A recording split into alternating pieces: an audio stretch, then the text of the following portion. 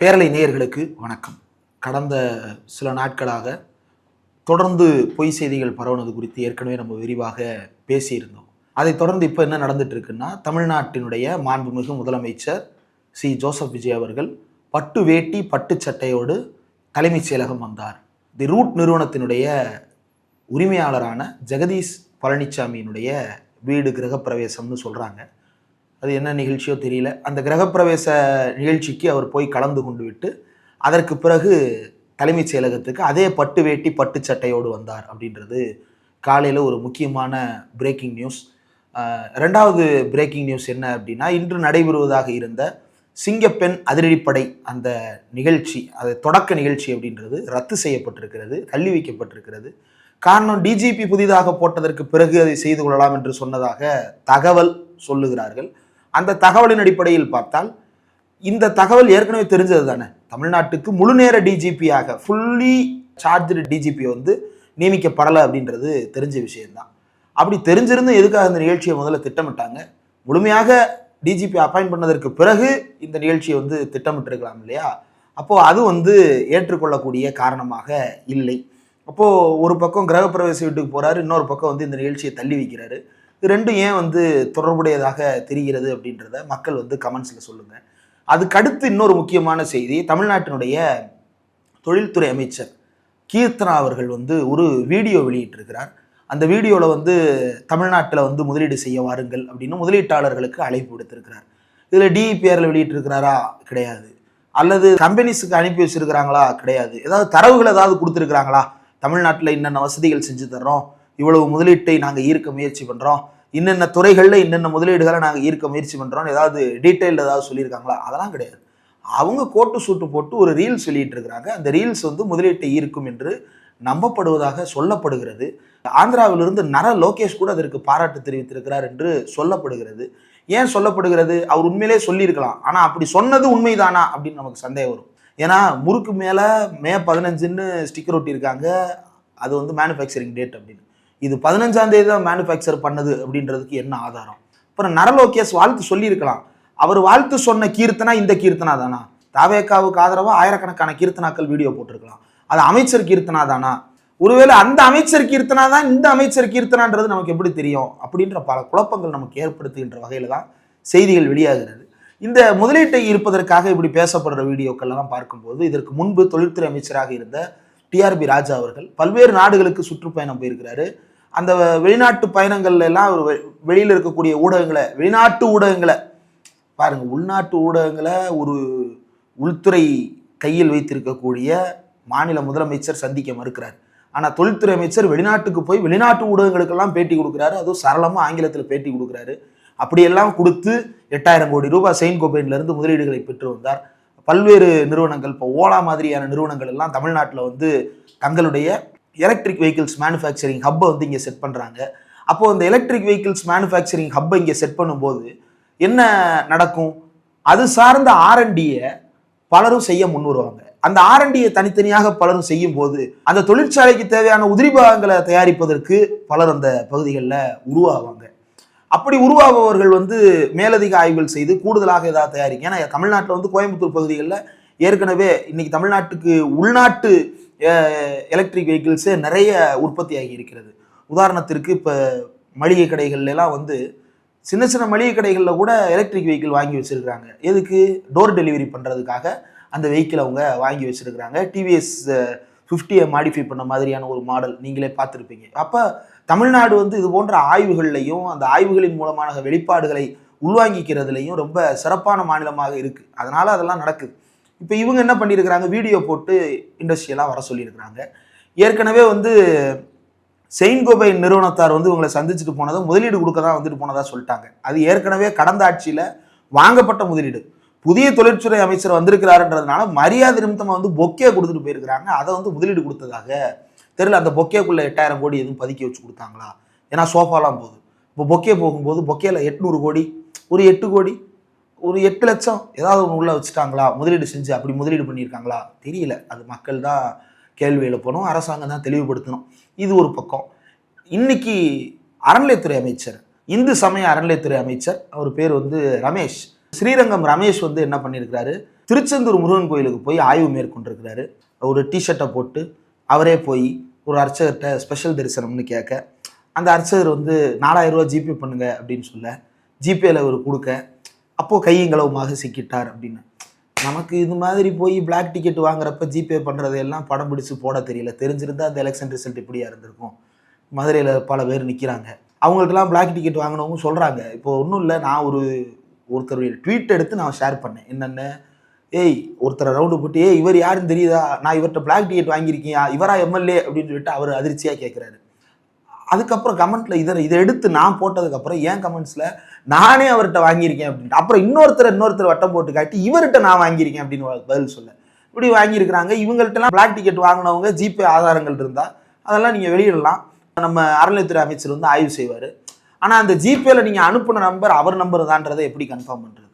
அவருக்கே அனுப்பியிருந்தாலும் அவருக்கு தான் நீங்கள் அனுப்புனீங்கன்றத எப்படி உறுதிப்படுத்துவீங்க? அப்படி பல கேள்விகள் அவர் கேட்பார். பதில்களோடு நீங்கள் வாங்க, அமைச்சர் வந்து நடவடிக்கை எடுத்துருவார். இன்னைக்கு போய் திருச்செந்தூர் முருகன் கோயிலில் கையங்களவுமாக சிக்கிய அர்ச்சகர் என்ன பண்ணார்? உடனே சஸ்பென்ஷனா அல்லது வந்து மெமோ கொடுத்துட்டாங்களா? விளக்கம் கேட்டிருக்கிறாங்க, மன்னிப்பு கடிதம் கேட்டிருக்கிறாங்க. அவங்க மன்னிப்பு கடிதம் எழுதி கொடுக்குறதுன்னு புதுசா? நாம் வந்து 1940களிலிருந்து இதெல்லாம் பார்த்துக்கிட்டு தான் இருக்கிறோம், 30களிலிருந்து பார்த்துக்கிட்டு தான் இருக்கிறோம். அந்தமான் சிறையிலேயே பல மன்னிப்பு கடிதங்கள் எல்லாம் எழுதிய வரலாறு இந்தியாவில் இருப்பவர்களுக்கு ஒரு சிலருக்கு உண்டு. அப்படி வந்து இவங்களும் வந்து கடிதம் எழுதி கொடுக்கறது அவங்களுக்கு ஒன்றும் பெரிய சிக்கலாக இருக்காது. கடிதத்தை எழுதி கொடுத்துருவாங்க. இப்போ நாளைக்கு சஸ்பென்ஷன் ஆர்டர் வரணும். ஏன் நான் சொல்கிறேன்னா, இவர் வந்து ஏற்கனவே ஸ்ரீரங்கம் மருத்துவமனை ஆய்வு செய்ய போனார். அப்போ இவர் வந்து அமைச்சரே கிடையாது, எம்எல்ஏ வந்து ஆய்வு செய்ய போகும்போது என்ன நடக்குது?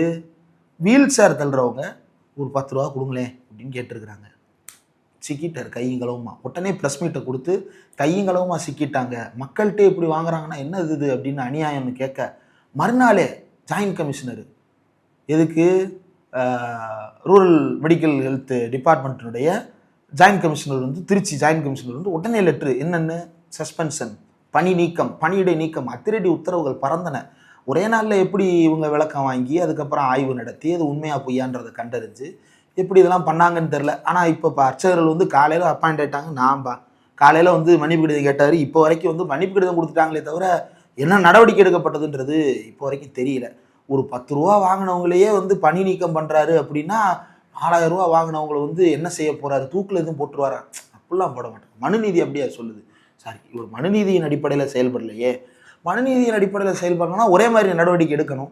நாளைக்கு காலையில் தெரிய வரும் என்ன நடவடிக்கை எடுக்கிறாங்க அப்படின்றத. இப்போ இதில் ஒன்று கவனிச்சிங்க அப்படின்னா, இந்த அர்ச்சகர்கள் வந்து 4000 ரூபா வாங்குறாங்க. அறநிலையத்துறை வாங்கலை, அர்ச்சகர்கள் வாங்குறாங்க. அர்ச்சகர்கள் அறநிலையத்துறைக்கு எதிராக இருக்கிறார்கள்ன்றது ஊரறிந்த உண்மை. ஏன்? அது அவா சொத்துன்னு அவங்க நினைக்கிறாங்க. அந்த சொத்தை வந்து மேனேஜ் பண்ணது தமிழ்நாடு அரசு. மேனேஜ் பண்ணுறதுக்கு ஒரு மேனேஜர் வந்து உட்காந்தா நம்ம எப்படி லவுட்டுறது அப்படின்றது பலருடைய வருத்தமாக இருப்பதாக சொல்லப்படுகிறது. ஏன்னா தாவே காட்சி நடக்குது, நம்ம எதையுமே உறுதியாக சொல்ல முடியாது. எல்லாமே சொல்லப்படுகிறது, நம்பப்படுகிறது. தாவே காட்சிக்கு முன்னதாக அதுதான் இருந்தது.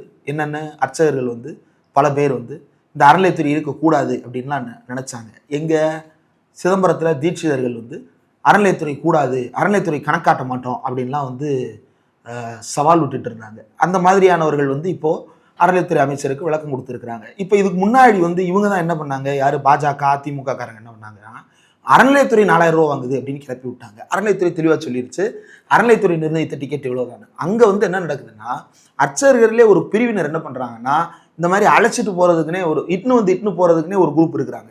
இந்த இட்டுன்னு போகிறவங்களை நீங்கள் கண்டுபிடிச்சிட்டீங்க அப்படின்னா அவங்களுக்கு 1000, 2000, 3000, 4000 பணத்தை கொடுத்தீங்கன்னா அவங்க நேராக இட்டுன்னு போயிடுவாங்க எங்கள் கருவறை வாசலுக்கு. அப்புறம் உங்களை இட்டுன்னு வந்துடுவாங்க. இப்படி இட்டுன்னு வர்றது பாருங்கள், பொதுச் செயலாளரே இட்டுன்னு வர்றாருன்னா அர்ச்சகர் இட்டுன்னு வரக்கூடாதா? சரி, அவர் செலவுக்கு காசு வாங்கியிருக்கிறாரு அப்படின்னு எடுத்துக்கிட முடியாது. ஏன்னா வாங்கினது 4000 ரூபா, 5 ரூபா 10 ரூபா கிடையாது, 4000 ரூபா. அவங்க மன்னிப்பு கடிதம் கொடுத்து இன்றைக்கி அவங்க வந்து சேஃப் ஜோன் போயிட்டாங்க, எலிமினேஷன் ஜோனில் இல்லை. இப்போ மன்னிப்பு கடிதம் கொடுக்குற அந்த ஆப்ஷன் வந்து அவளுக்கு மட்டும்தான் உண்டு, மற்றவர்களுக்கெல்லாம் அது கிடையாது. இதுதான் யதார்த்தம். இதை தாண்டி இன்றைக்கு வேறு என்ன செய்திகள் வந்திருக்கிறது அப்படின்னா, டெல்லிக்கு போய் பிரதமர் மோடியை பார்த்திருக்கிறார், அமைச்சர் நிர்மலா சீதாராமனை பார்த்திருக்கிறார். அமித்ஷா வந்து நேரம் கொடுக்கலையாட்டம் தெரியுது. அதே போல் இந்த பக்கம் வந்து சோனியா காந்தி அவர்களுடைய வீட்டில் வந்து விருந்து, ஆமாம் கொஞ்சம் அவிச்சு வச்சுருக்கிறாங்க, காடை முட்டையை கரைச்சி வச்சுருக்கிறாங்க, ஆம்லேட் போட்டு வச்சுருக்கிறாங்க, கரண்டி ஆம்லேட்லாம் போட்டு அப்படிலாம் வந்து கதை எழுதிக்கிட்டு இருந்தாங்க. ஆனால் ராகுல் காந்தி வீட்டில் வந்து விருந்து வைக்கலையாம். அந்த எதனால் அந்த லாஸ்ட் சப்பர் தள்ளி போகுது அப்படின்றது தெரியல. அந்த சப்பர் இல்லாதது முதலமைச்சருக்கு ஒரு வேளை வருத்தத்தை கொடுத்துருக்கலாம். என்னப்பா நம்ம கேட்டிருந்தோமே கொடுக்கலையேன்னு. இப்போ கேட்டிருந்தது உங்களுக்கு தெரியுமா? தெரியாது. ஏன்னா இது தாவே காட்சி, அது தகவல் தான். கேட்டிருக்காங்களா கேட்கலையான்னு உங்களுக்கு எப்படி தெரியும்? கேட்டிருந்தாலும் இவர் தான் கேட்டாருன்னு உங்களுக்கு எப்படி தெரியும்? இவரே கேட்டிருந்தாலும் இதுக்கு தான் கேட்டாருன்னு உங்களுக்கு எப்படி தெரியும்? அப்படின்னு பல பகீர் கேள்விகளை நம்மளை நோக்கி கேட்பார்கள். அதனால அதெல்லாம் நம்ம வந்து கேள்வி கேட்க முடியாத ஒரு நிலையில தள்ளப்பட்டிருக்கிறோம். பொய்யும் புரட்டும் தான் சமூக வலைதளங்களின் யதார்த்தம் என்று இந்த 2026 மே மாதத்திலிருந்து புதிய கற்பனை ஒன்று உருவாகி இருக்கிறது. அதுதான் நடந்துகிட்டு இருக்கு. ஏன் டெல்லியில வந்து சோனியா காந்தி அவர்கள் விஜய் சந்திக்கவில்லை, விருந்து வைக்கவில்லை என்று கேட்டபோது, சோனியா காந்தி அவர்களுக்கு ஏற்கனவே வந்து திமுக கூட்டணி முறித்தது அப்படின்றது வருத்தத்தை கொடுத்திருப்பதாக டெல்லியில் இருக்கக்கூடிய பத்திரிகையாளர்கள், அங்கு இருக்கக்கூடிய டெல்லியில் இருக்கக்கூடிய சில சோர்ஸுகள், நமக்கு பல இடங்கள்ல நமக்கும் சோர்ஸ் இருக்கு.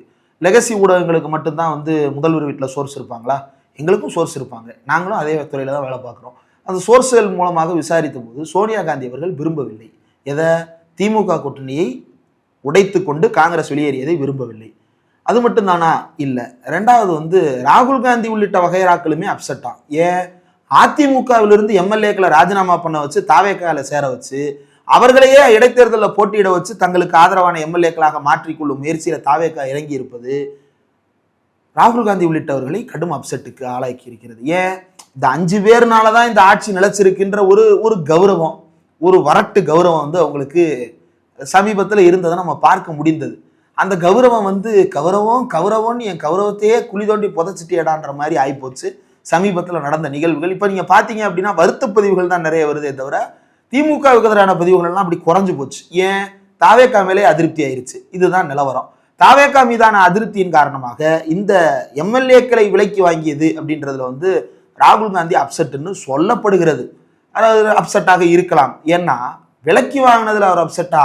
அப்படி இருக்க வாய்ப்பு இல்லை. அப்ப எது அப்செட்டு? நம்ம அப்ப 5 பேருன்றதுக்கு வேல்யூ இல்லாம போயிருமே.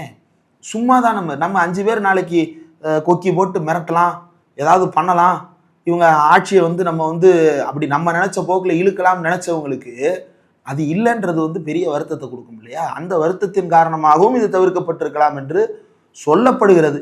இது ஒரு பக்கம். இப்ப இந்த காரணங்களால தாவேகா தலைவர் தமிழ்நாட்டு முதலமைச்சரை ராகுல் காந்தியோ சோனியா காந்தி அவர்களோ சந்திக்கவில்லை என்று தெரிய வருகிறது. மேலும் இன்னொரு காரணம் என்ன இருக்கலாம்னா, மோடியை பார்க்கறதுக்கு முன்னாடி நம்ம வீட்டுக்கு வந்திருக்கலாமே அப்படின்ற ஒரு வருத்தம் கூட அவங்களுக்கு இருக்கலாம். இவங்க வீட்டுக்கு முத போனா மோடி பார்க்க மாட்டாரு, மோடி வீட்டுக்கு முத போனா இவங்க பார்ப்பாங்களா அப்படின்றது தெரியல. இது முன்னாடி பார்த்துருக்குறாங்க, இவர் வந்து போய் பார்க்கறது அவங்களுக்கு என்ன மாதிரியான உணர்வுகளை கடத்துதுன்றது தெரியல. இப்போ அவங்களுக்கு என்ன பயம்னா, மேலூர் விஸ்வநாதன் வந்து அமைச்சர் பதவியை ராஜினாமா பண்ணி எம்எல்ஏ பதவியை ராஜினாமா பண்ணி தாவேக்கல போய் சேர்ந்துட்டா.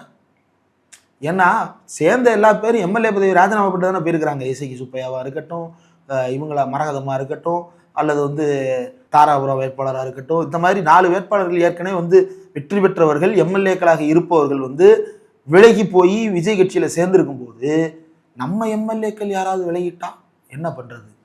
நம்ம எதுக்கு பைபாஸ்ல அமைச்சராகணும்? நேரடியாக அமைச்சராயிட்டா என்னன்னு யாராவது காங்கிரஸ்காரர்களுக்கு தோன்றிவிட்டால் என்ன செய்வது அப்படின்ற குழப்பமும் கூட அவர்களை தொற்றிக் கொண்டிருக்கிறது அப்படின்றது டெல்லியில் இருந்து கிடைக்கின்ற தகவல்.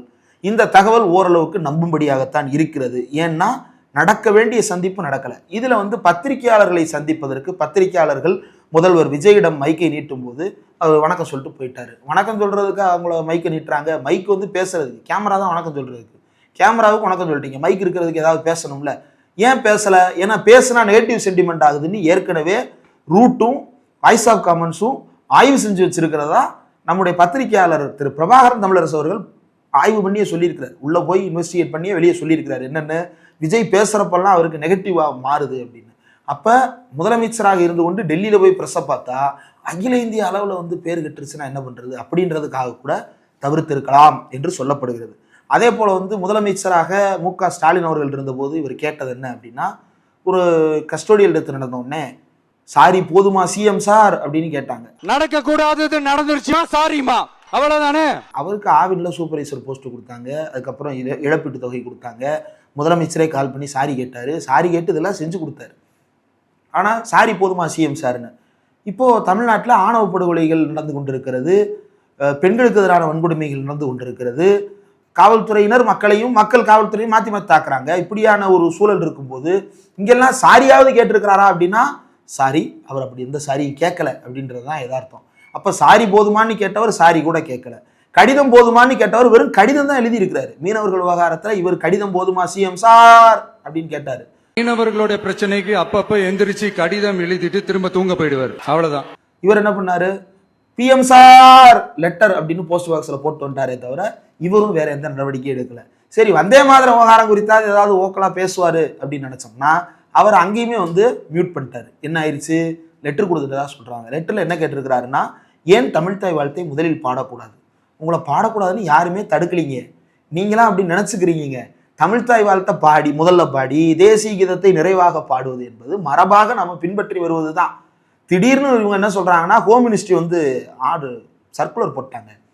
ஹோம் மினிஸ்ட்ரி போட்ட சர்க்குலருக்கு எதிராக உச்சநீதிமன்றத்தில் வழக்கு தொடுத்து அதுல உச்சநீதிமன்றம் என்ன தெரியுமா சொன்னாங்க, இந்த ஆர்டர் மேண்டேட் கிடையாது, கட்டாயப்படுத்தல, இது ஒரு கைடன்ஸ், இதை நீங்க செய்யணும்னா செய்யலாம், ஆனா இது உங்களுடைய விருப்பம் சார்ந்தது. எப்ப இது கட்டாயமாக மாறும் அப்படின்னா, ஒரு பீனல் ஆக்ஷன் ஏதாவது எடுக்கப்படுவதாக குறிப்பிடப்பட்டால் அது கட்டாயம், அது இல்லாத வரைக்கும் அது கட்டாயம் கிடையாது. பீனல் ஆக்ஷன்னா என்ன, இதை முதல்ல பாடணும், பாடலைன்னா அது அவமரியாதை, அவமரியாதைக்கு இன்ன தண்டனைன்னு வரையறுத்தாங்கன்னா இது கட்டாயமாக கருதப்படும். இது வரையறுக்கப்படாத போது இது கட்டாயம் அல்ல அப்படின்னு உச்சநீதிமன்றம் சொல்லி கட்டாயப்படுத்தி அப்படி ஏதாவது கொண்டு வந்தாங்கன்னா நீங்க வாங்கன்னு சொல்லி கேஸ் போட்டவங்கள வீட்டுக்கு துரத்தி விட்டாங்க. அப்போ உச்சநீதிமன்றம் ஏற்கனவே சொல்லிருச்சு வந்தே மாதரம் பாட்டை பாடணும்னு எந்த கட்டாயமும் கிடையாதுன்னு. அதை முதல்ல கடைசியில மட்டும் இல்ல, பாடணுமா பாட வேண்டாமான்றதே தேவையில்லைன்னு சொல்லிட்டாங்க. தேசிய கீதத்தை முதல்ல பாடுங்க, யாருக்கு என்ன பிரச்சனை, ஆளுநர் மாளிகையில தேசிய கீதம் முதல்ல பாடட்டும், அது அந்த மாளிகையின் மரபு. சட்டமன்றத்துல இந்த தமிழ்த்தாய் வாழ்த்து ஒழிக்கட்டும், அது இந்த சட்டப்பேரவையினுடைய மரபு. இந்த ரெண்டு மரபையும் தனித்தனியா ஃபாலோ பண்ணிட்டு போவோமே. ஆனா இந்த ரெண்டு மரபும் இல்லாம மூணாவதாக ஒரு மரபு என்ன பாடுறாங்க, பாட்டா வந்தே மாதரம் பாடுறாங்க. வந்தே மாதரம் பாட தேவையில்லைன்னு கோர்ட்டே சொன்னதுக்கு அப்புறம் இவர் எதுக்கு மோடிட்டு போய் விளக்கம் கேட்கிறாரு, எனக்கு புரியல. ஆளுநருக்கு எதிராக கண்டன அறிக்கை தான் கொடுக்கணும், ஏன் கண்டன அறிக்கை கொடுக்க மறுக்கிறீங்க? ஏங்க, ஆளுநருக்கு எதிராக கேஸை நடத்திக்கிட்டு இருந்த அதே நேரத்தில் தானங்க மந்திரிகள் பதவியேற்பும் அவ்வப்போது நடந்துகிட்டு இருந்துச்சு. ஆளுநர் முதல்வருக்கான உறவு என்பது நம்ம எதிர்த்து பேசினா ஏதாவது பண்ணிடுவாங்க, அப்படிலாம் கிடையாது. எதிர்த்து பேச வேண்டிய இடத்துல பேசணும், அவர் கையெழுத்து போடணும்னா அவர் போடணும், அதுதான் அவர் கடமை. இங்க நிரந்தர பகை அப்படின்லாம் ஒன்றும் கிடையாது. வேலையை அவர் செய்யணும், செய்யலைன்னா ஏன்னு கேட்போம், செஞ்சாருன்னா சரின்னு ஏற்றுப்போம், அவ்வளவுதான். அதை செய்வதற்கு இந்த அரசுக்கு எது தடையாக இருக்கிறது அப்படின்றது புரியல. முதலமைச்சர் பிரதமரிடம் கேட்டிருக்கிறார். பிரதமர் விளக்கம் என்னைக்கு கொடுக்க போறாருன்னு தெரியல. அப்படி ஒரு விளக்கம் அவர் கொடுப்பாருன்ற நம்பிக்கை எனக்கு இல்லை. ஏன்னா இந்த கேள்வியே முதல்ல அபத்தமான கேள்வியாச்சே. இதை பாடணும்னு மேண்டேட்டே இல்லைன்னு கோர்ட்டு சொல்லிருச்சே. அப்ப கேள்வியே தப்பு யுவரானர். கேள்வியே தப்பா இருந்தா பதில் எப்படி கிடைக்கும்? கிரிக்கெட் விளையாடுற ஒருத்தர்கிட்ட கொக்கோ விளையாடிய உணர்வு எப்படி இருந்ததுன்னு கேட்டா என்ன சொல்லுவாங்க? பதில் சொல்ல மாட்டாங்க. அது மாதிரி தான் நடக்க போகுது. உச்சநீதிமன்றம் தெளிவுபடுத்தியதற்கு பிறகும் முதல்வர் விஜய் இந்த கேள்வியை கேட்டது என்பது கண்டிக்கத்தக்கது, பிரச்சனையை திசை திருப்பக்கூடியது. திமுக அன்னைக்கு சொன்னாங்கல்ல, திமுக பாஜகவுக்கு எதிராக கேம் ஆடுற மாதிரி நடிக்குதுன்னு. திமுக நடிக்கல, நடிக்கிறது தாவேகா தான். பிரதமரிடம் கேள்வி கேட்பது போல நடிக்கிறார்கள். எதுல கேள்வி கேட்டிருக்கணும்? மீனவர் விவகாரத்துல மைக்க பிடிச்சி கேள்வி கேட்டிருக்கணும். எங்க கேட்டிருக்கணும்? பிரஸ்ல கேட்டிருக்கணும். மாறாக லெட்டர் மட்டும் போடுறீங்க. ஏன்? பழைய சிஎம் பிரஸ்ல கேட்பாருங்க, பேசுவாருங்க, அறிக்கை கொடுப்பாருங்க. நீங்க அப்படி எதுவும் கொடுக்க மாட்டீங்களே, லெட்டர் எழுதுனேன்னு மட்டும் தான் சொல்றீங்களே தவிர அதுக்கப்புறம் எந்த ஆக்ஷனும் இல்லை. நீங்க தான் ஜென்சி புரட்சி நடத்துபவர். இளைஞர்கள் நீங்க சொன்னா மகிடிக்கு மேங்கிய பாம்பாக இருப்பார்கள் அப்படின்னு நீங்களே சொல்லிக்கிறீங்க. அப்படிலாம் ஒன்றும் கிடையாது. அப்படி நீங்க சொல்லிக்கிறீங்க. அப்படியான சூழ்நிலையில இளைஞர்கள்ட்ட மீனவர் போராட்டம் ரொம்ப பெரிய பிரச்சனை. அதனால மீனவர்களுக்கு ஆதரவா தமிழ்நாட்டு இளைஞர்கள் பூரா திரண்டு ராமேஸ்வரத்துக்கும் தூத்துக்குடிக்கும் போங்க, அங்க போய் கடற்கரையில் நின்று போராட்டம் பண்ணுங்க, மோடி அரசை பணிய வைப்போம் சொல்லுங்க. உங்களுக்கு ஓட்டு போடணுன்றதுக்காக குழந்தைகளை பயன்படுத்துறீங்கல்ல, அது எவ்வளோ பெரிய தப்பு. ஆனா நல்ல விஷயத்துக்கு குழந்தைகளை பயன்படுத்தலாமே. எதுக்கு? இருமொழி கொள்கைக்கு பயன்படுத்துங்க குழந்தைகளை. வந்தே மாதரம் பாட்டுக்கு குழந்தைகள்கிட்ட சொல்லுங்க, வந்தே மாதரம் பாடுவது நம்முடைய மரபு அல்ல பாப்பா, அந்த பாட்டு ஒரு இந்துத்துவ பாட்டு பாப்பா, அது துர்க்கையம்மனை துதிபாடும் பாட்டு பாப்பா, அது மதசார்பின்மைக்கு ஏற்புடைய பாட்டு அல்ல பாப்பா என்று குழந்தைகளிடம் பாடம் நடத்துங்க. அந்த குழந்தைங்க வீட்டில் சொல்லட்டும், அவங்க ரோட்டில் இறங்கி போராட்டம் பண்ணட்டும். ஏன் இதெல்லாம் பேச மாட்டீங்க? உங்க முதல்வர் கனவை நிறைவேற்றிக்கிறதுக்கு, உங்க ஆசையை நிறைவேற்றிக்கிறதுக்கு குழந்தைகள்கிட்ட போய் கேட்குற நீங்க, அதே குழந்தைகள்கிட்ட போய் இதையெல்லாம் கேளுங்களேன் பார்ப்போம், ஏன் கேட்க மாட்டீங்க? அப்போ நோக்கம் என்பது மக்களுக்கான மாற்றத்தை கொடுப்பதற்கு இளைஞர்களையும் குழந்தைகளையும் பயன்படுத்துவதில் அல்ல. நோக்கம் என்பது தான் முதலமைச்சராவது. சரி, இப்ப நீட்டுக்கு எதிராக போராடுறோம். நீட்டை ரத்து பண்ணிருச்சு ஒன்றிய அரசாங்கம். எப்படி? இந்த தடவை எழுதுன நீட்டு செல்லாதுன்னு போட்டு புது நீட் எழுதான். ஒரு தடவை எழுதுறதே உயிர் போகும் பிரச்சனையா இருக்கு. திரும்ப திரும்ப அந்த தேர்வு எழுதுறதெல்லாம் அந்த மாணவர்களை வதைக்கின்ற செயல். லீக்கான இடத்துல பிடிக்க வேண்டியதானே, இங்க எதுக்கு பிடிக்கிறீங்க? அதையாவது கேஸா போடணும். போடல. சரி, என்னமோ செய்யட்டும். இளைஞர்கள்ட்ட போய், குழந்தைகள்கிட்ட போய், குழந்தைகளே, உங்களுடைய அக்காக்களும் அண்ணன்களும் ஏற்கனவே எழுதிய தேர்வு செல்லாது என்று சொல்லுகிறார்கள், புதிதாக எழுத சொல்லுகிறார்கள். எங்கள் அக்காக்களுக்கும் அண்ணன்களுக்கும் இது உளவியல் ரீதியாக பாதிப்பை ஏற்படுத்துகிறது என்று சொல்லி நீங்கள் உங்கள் அம்மா அப்பாக்களிடம் சொல்லி போராட்டத்திற்கு வர சொல்லுங்கள்னு சொல்ல வேண்டியதான குழந்தைகள்கிட்ட நோக்கி ஏன் சொல்ல மாட்டீங்க? எங்க தானே போனாங்க அந்த வெள்ளச்சட்டை பீச் பேண்ட் போட்ட குரூப்பு?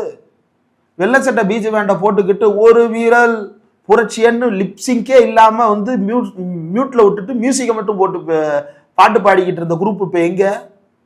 நான் தன்னந்த நீ ஆளு நீ ஏல நம்ம பாரு, ஏளனமாலாம் பார்த்தாங்க, அதை தாண்டி ஜெயிச்சிட்டீங்க. அப்ப இனிமேல் என்ன பண்ணணும்?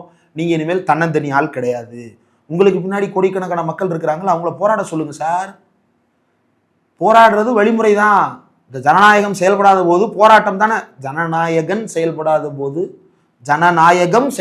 போது மக்கள் போராடதான் செய்வாங்க. ஜனநாயகம் செயல்படாத போது மக்கள் வீதியில் இறங்கி பவர் கட் இஷ்யூ கண்டிச்சு போராட்டம் பண்ணாங்கல்ல. அப்ப ஜனநாயகம் செயல்படாத போது இந்த ஜனநாயகன் போராட்டத்திற்கு வரணும்ல. ஏன் வர மாட்டீங்க? அப்போ உங்களுடைய மலிவான ஆசைகளுக்காக, உங்களுடைய விருப்பத்திற்காக குழந்தைகளை தவறாக பயன்படுத்திவிட்டு நல்ல நோக்கங்களுக்காக இளைஞர்களை வழிநடத்த வேண்டிய அது பொறுப்பு கடமை உங்களுக்கு கிடையாது. ஏன்னா உங்களுக்கு அந்த நோக்கமே இருக்குமான்னு எங்களுக்கு தெரியல. அப்போ இளைஞர்கள் வழிநடத்துகிற நோக்கம் இவருக்கு இல்லைன்றது இதிலேயே தெளிவு. இளைஞர்கள் கொஞ்சம் சிந்திச்சு பாருங்க.